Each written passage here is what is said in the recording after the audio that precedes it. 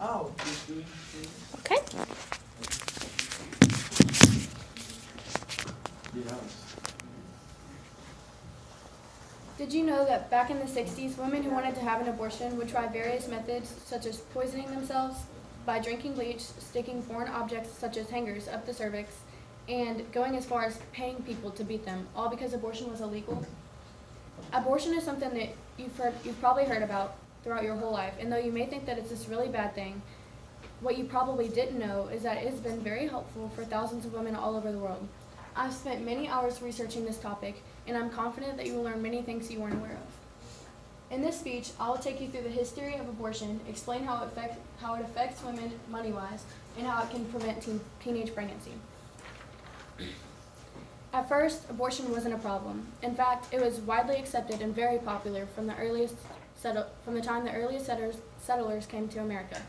In the mid to late 1800s, for many reasons that varied from state to state, states began passing laws that made abortion illegal.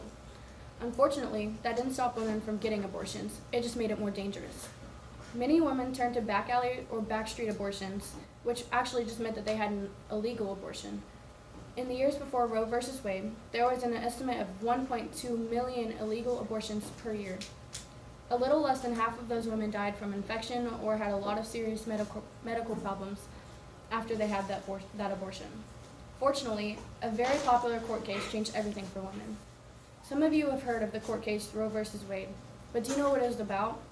For those of you who didn't know, Roe v. Wade was the case that legalized abortion again. In 1971, a girl named Norma McCorvey, known as Jane Roe in court docs, filed a lawsuit against the Attorney General of Texas, Henry Wade. Her argument was that the Texas law banning abortion was unconstitutional. She claimed that the state was taking away her liberty, and her liberty that was protected by the Constitution. In the 14th Amendment of the Constitution, it states that no person can be deprived of life, liberty, or property without due process of law.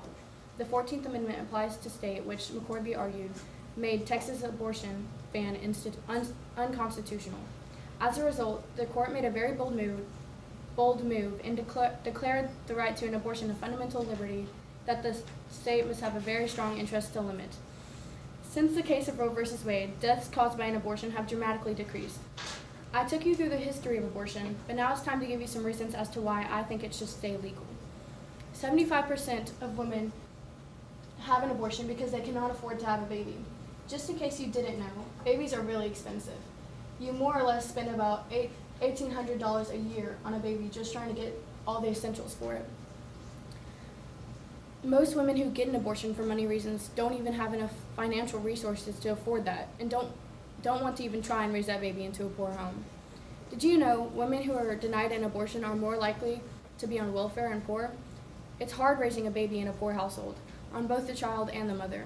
For the mother, it's hard to raise a baby. How are you going to get clothes for the child if you can't even get clothes for yourself or feed the baby?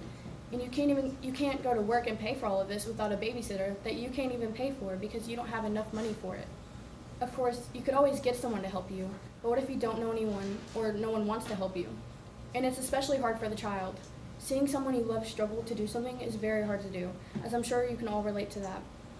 Having an abortion is the best decision those women can make for those babies, and though it may not seem like it, most women really struggle to make that decision because they just want to do what they think is right for their baby.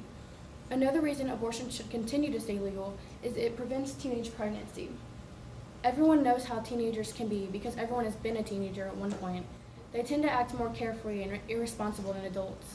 And yes, they can be very ignorant and rebellious at sometimes. But just because they make one tiny mistake and forget one little thing should not mean that they have to live with that for the rest of their lives. Babies stop everything in a teenager's life if the teenagers let them. The mom and dad should be able to continue to do school and do normal teenager things instead of staying at home and taking care of a baby. They should be able to have that choice. Abortion also prevents unwanted pregnancies, which in turn prevents child neglect and child abuse. Nothing is worse than hearing a story about a child being abused since he or she was an infant, all because his or her parents didn't want a baby. Or hearing a story about a child being left to die, all because the parents forgot about the child. Abortion prevents both of these things by happening, by giving them the choice to never even have a baby to neglect or abuse. No child should come into the world unwanted. This This is a horrible feeling to have, and no one should feel that, especially growing up as a child. Children growing up with that feeling are more likely to abuse and neglect their future children, and it's just a never-ending chain that needs to stop. You should always love your child, but some mothers have trouble loving something that stopped them from achieving their goal of doing something they loved, and it's okay to have that feeling. As you can see, there are many good reasons as to why abortion should continue to be legal. Since the legalization of abortion, it has prevented many deaths, teenage pregnancies, and it has prevented parents from becoming poor and relying on welfare to get them through their life.